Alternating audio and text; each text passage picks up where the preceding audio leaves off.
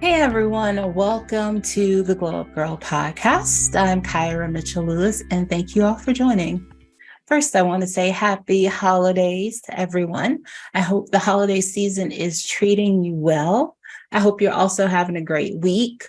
You're probably getting to a point for many of you where you will be heading into a vacation or getting ready to travel for the holidays. So be safe.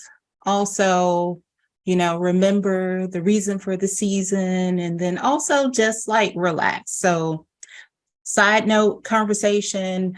I hope that you will truly get to enjoy the time that you have away if you are able to take time away from your job, that you really are able to relax and just be present in the moment, you know, catch up on some shows, watch a bunch of movies, sleep, whatever it is. I know I'm really excited about like doing nothing. I have crammed so much into these first 3 or 4 weeks of December just so I can get to the last week in the month and I can actually like do nothing other than like cuddle with my puppy, talk to my husband, just chill out and relax for the time that I do have away from my 9 to 5 and Gyrl. So just some nuggets for you, about relaxation, self-care, re-energizing, refilling your tank. Because remember, if you don't refill your own cup, like you have nothing to give in the new year or any other day to anyone else who needs your help. Okay, so on with the discussion for today. All right, so last time we talked about in the career series things you shouldn't do when you're seeking a promotion, because this is probably the time of year where many of you maybe have already had reviews already at top of this month, or maybe, well, I would assume now, by now, we're getting very close to the end of the year that you've already had those things. So just a quick recap for anyone, because if you are like, most people do have mid-year and end of year. So these things can also help you, with your anytime mid-year review, end of year. All right, so let's just do a quick recap. There were a lot of them. So 1, asking for too much at once. 2, believing that promotions are based on merit alone. 3, neglecting your long-term goals. 4, trying too hard. 5, thinking a promotion will fix everything. 6, overshooting your target. 7, not making it a win-win for everyone. 8, wrong place at the wrong time. 9, asking for a promotion or raise simply based on your tenure with the employer. Oh Lord, I forgot the count. Okay. Next, not having a recent significant achievement or milestone that supports your request. Next, using the request to test your employer. Next, acting inappropriately. Next, not having your facts about your job responsibilities and the match with your actual credentials, right? So job responsibilities, like you're not actually really qualified for the job that you're in or the job you're asking for. Next is lack of persistence. And then the last one is jumping ship prematurely. So I know you might be saying, Kyra, those were a lot. And they were. There were 15 total. I lost count through the list. But because on my notes, I have bullets, not numbers. Okay. But you can go back and listen to the episode called Promotion Anyone, and you can hear all of those with explanation if you missed that episode. So you can listen or watch on YouTube. All right. So now we are a little over a week from the new year. And I, like everyone else, gets really excited about the new year and the new opportunities that lie ahead for us. So let's just chat. Let's talk about some things that can help you to jumpstart your jumpstart your joy in 2023, both professionally and personally. All right. So, number one, celebrate 2022 and the wins and the lessons, no matter how big or small.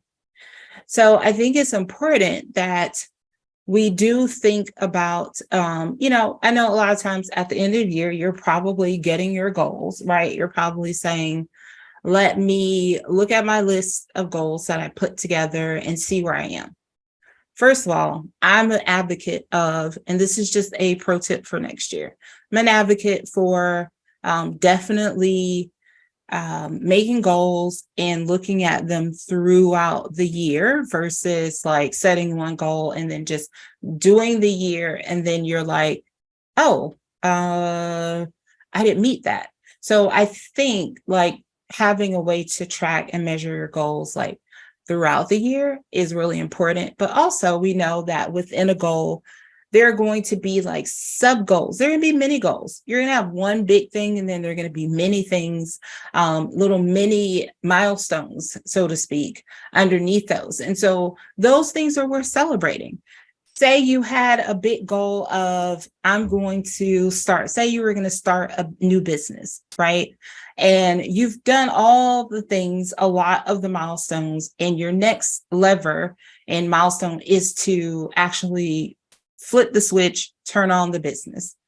So you should celebrate all those other things that you accomplished this year, because I, as a person who started a business, know that it's not easy to just start a business overnight. You have to work towards it. It takes a lot of time, a lot of effort, a lot of learning, a lot of information. So celebrate that. It's just important that we don't lose sight of the things that we did accomplish. I have a vision box it's also vision gratitude box that I use, and I'm going to open it up here in a few days, and I'm going to look at it, and I put lessons, I put things that were bad, I put things that were good, so that I can reflect and I can celebrate the wins. I can celebrate the lessons. So that's number one. Do that for yourself before you go into, or putting yourself down and saying, I need to do all the things, I had a goal to lose, I was going to lose 30 pounds. And okay, but did you start? Did you start working out? Did you start eating differently? Celebrate those things and figure out how you can be better next year. All right. Number 2 is something that I've been doing probably now since 2019, writing a letter to yourself. So writing a letter to your future self that you can read at the end of next year. So it's an opportunity to celebrate the you are today, and also write down the hopes and dreams that you have for the next year. And I'll tell you, it's a pretty cool exercise to get that letter in from your future self and to see, where was I back in, say you're writing it this year. Where was I in 2022? Wow, I was there. I said I wanted to do these things. And now at the end of 2023, look at what I've accomplished. So I think that's a really cool way to document, and to also another way to put down things that you would like to accomplish for this next year. All right. Number 3, create your personal theme for 2023 and to capture your goals and vision for the year and milestones of how to get there. So I think that's really important to figure out, what is the thing that I'm working towards next year? I mean, because it's easy to say okay, yeah, I want to get a new job, or I want to lose weight, or, I want to read more books. Okay, maybe, I want to take more courses. I want to do some additional learning. well, maybe my theme is like, it's a year of continued learning, right? And then you figure out inside that theme, what are the different things that can support goals that you might have? So, okay, we're going to say continued learning. Maybe it's, I want to read, 20 books next year that are not fiction, but are more like development and, development books, or books related to my career, books related to, I don't know, self-development, whatever topic you want, but I've got those 20 books, right? And that's a part of my year of learning. Also, I'm going to do, hey, I'm going to invest in myself. I'm going to invest in LinkedIn Learning, and I'm going to take X number of courses per month that support this theme of continued learning. And then say, if you have a goal, it can also include something like, if you have a goal for like, I would like to get healthier in the new year, then maybe it's a year of learning how to better like plan your meals, how to plan sustainable like workouts, right? So it can be a number of different goals that fall under this umbrella or this one theme that you have. So I think that's really important, because if you can get one theme and you can tie different goals that you want to accomplish in your life underneath that one goal, then you start to see how like all the things work together in your life. And I think like you get really, I'm excited just talking about it for you potentially, but I think that would be really cool. And this will be the first year that I'm actually, next year is that I'm going to do a theme. I've often done goals that I've tracked through like quarterly. But this year I'm going to tie everything to one theme, whether that's the theme, the vision board, all that stuff is just going to have one theme. Am I there yet? Nope. I got a lot of ideas. So I have a lot of ideas. So I'm going to spend the next week like just sort of thinking about it and aligning to what that looks like for me. Okay, so that was more, say, on personal development. So let's talk about the career side, right? So is it that you get serious about what you want in your career? So let's just say, for me, we'll use me as an example because I'm the only example that I know, right? It's my story to tell. So at the end of 2021, I knew that I did not want to be necessarily employed at the place that I was employed at the end of the year. So I just decided that I was going to launch my looking for, new opportunities. I was going to launch that in February. Had some things come back from the holidays in January. It's busy, had a lot of work to do, had some online conferences, some things that we had to get through. Let me just get through those things. And then in February, I'm going to redirect. I'm going to focus on figuring out what is my next step? What do I want? And so what it did also was like, I wrote out what I wanted, what were non-negotiables, what were culture, like, and from a culture standpoint, like these were mandatories, deal breakers, etc. I think if you are going to be looking for, a new opportunity next year, like you need to map out what it is that you want. Like it just can't be, oh yeah, I'm just sick and tired of them. Because you know what, quite honestly, wherever you go, no matter what job you go to, I mean, there's always going to be challenges, right? Because there are people, there are humans, there are people there. And also it's a company. So there are always going to be some challenges, but I think it's important that you determine what's important for you and what you need. So I would definitely say, if it's a new job, make sure you write that down. Make sure you figure out what it is that you need to find joy in the chosen company. Because also it's important for us to realize that, I do think it's still a job seekers market.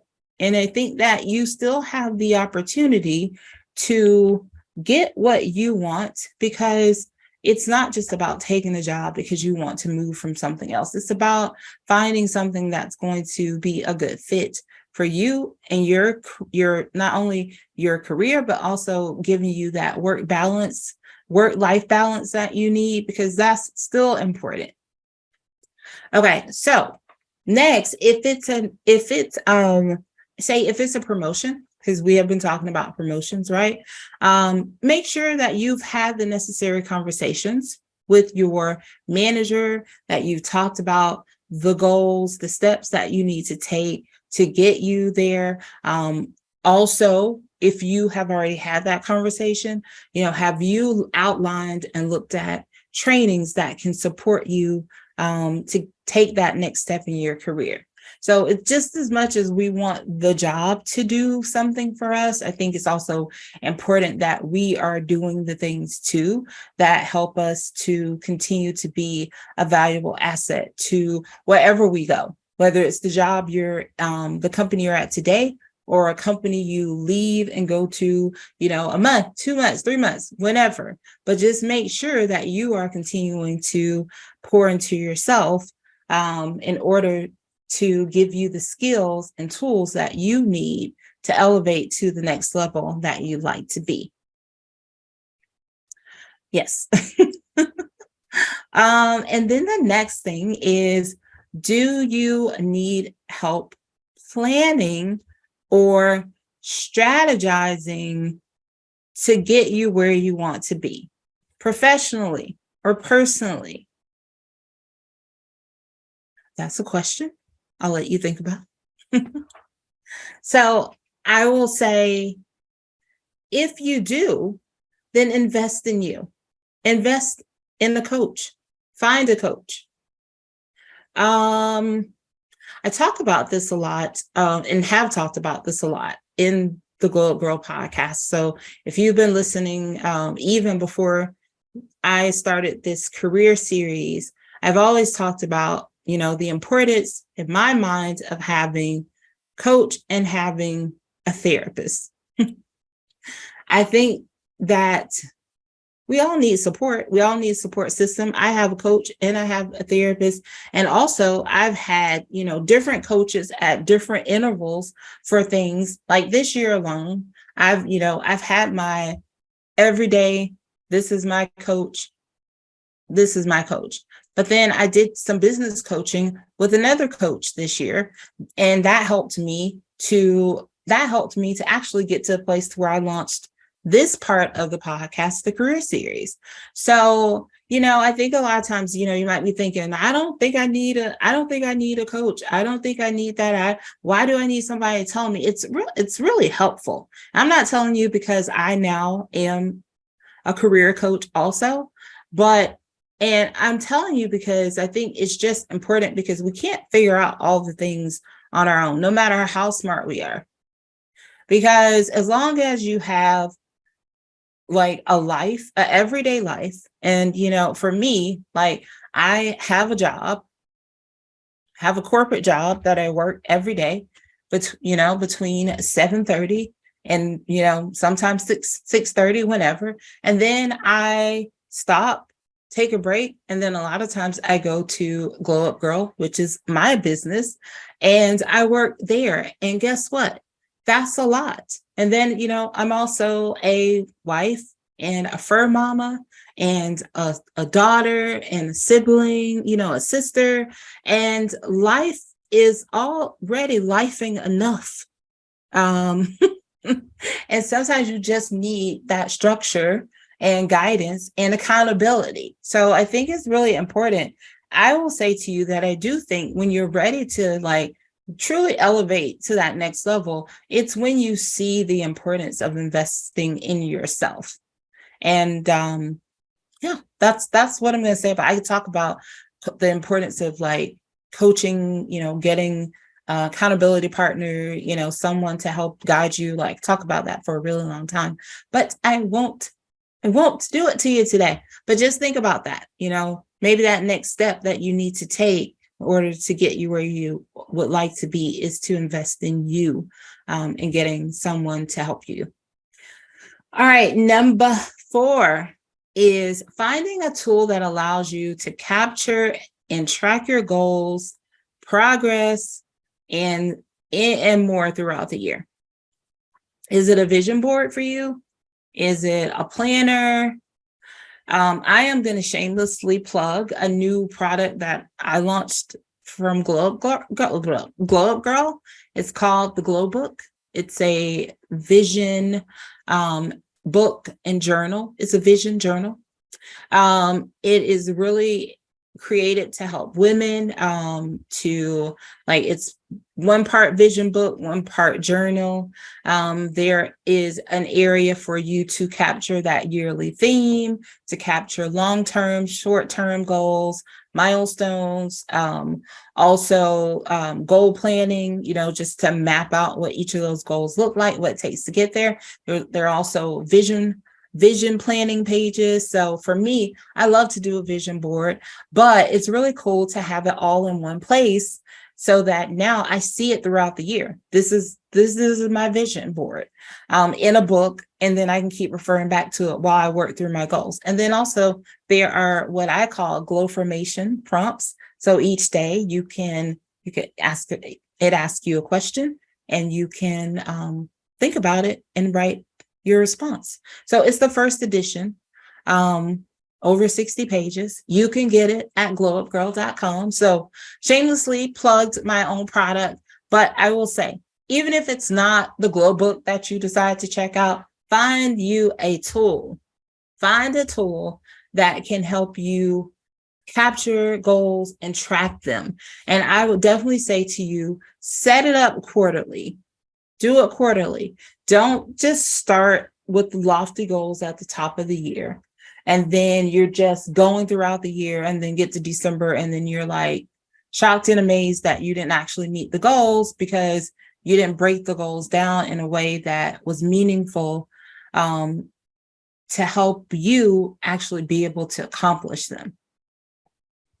All right, so those are my 4 things I recommend to jumpstart your joy in 2023. One last time, let's go through them. Celebrate 2022 and the wins and the lessons, no matter how big or small. 2, write a letter to your future self. 3, create your personal theme for 2023. Capture your goals and vision for the year. And 4, find a tool that allows for you to track your goals and progress throughout the year. All right, throat's getting a little dry. All right, before I go, I want to tell you about a few things. First, remember you can head over to Glow Up Gyrl to access previous podcast episodes, resources, and so much more. Second, I'd like to invite you all to join me for a free workshop called Jumpstart Your Joy on Saturday, January 14th at 12 p.m. Eastern Standard Time. It's for my ladies out there who are looking for career guidance. I'm going to tell you why I feel I'm qualified to help you on your journey. I'm going to tell you a little bit about my journey. We're going to do a fun exercise, talk about your strengths, try to uncover what those strengths are. And then last, I'm going to tell you how we can work together to get you to your ultimate goal of a career that you love, something that you get up every day and you just can't wait to do it, can't wait to get there. And it just brings you the ultimate joy to do that every day. You can register for it at glowupgirl.com. Go to the homepage and there'll be a scroll at the top. Just look for Jumpstart Your Joy and register. Again, it's free. It's January 14th, Saturday at 12 p.m. Eastern Standard Time. All right, so this has been a great chat as always. I really love talking to you all about your career journeys. I love sharing my career journeys with you as well, because I feel like we're in it together. We're just friends that are talking. We're all kind of going through the same things, right? And I can't wait to dive into some new topics next year. So while you're enjoying your holidays, you can catch up if you've missed any episode. If you've missed any episode from the Glow Up Girl interviews or the career focus episodes, you can watch them on YouTube or you can listen on your favorite podcast platform. And if right now you're thinking to yourself, I really wish that Kyra would cover this next year, or if you've got a story that you'd like to share, please send those thoughts or topics to me via hello@glowupgirl.com. All right, so it's time now. I'm going to leave you. Thank you all for all of the support this year. The podcast has grown tremendously this year, and it is only because of the support of listeners and watchers like you. And I really can't wait to see where we'll go next year. So stay tuned. I'm really excited. Got some great guests coming your way, some great career topics also. Now, next week, remember, there won't be an episode next week because the holidays will be taking some time away. But like I said, you can listen to some of your favorites or any ones that you've missed while I'm gone. We'll be back with new episodes on Thursday, January 5th. So thank you so much again for listening, for watching, for commenting, for the reviews, for all of your support. I greatly appreciate you. Happy holidays to you and your families. And until next time, stay focused, fab, and glow up. Take care, everyone.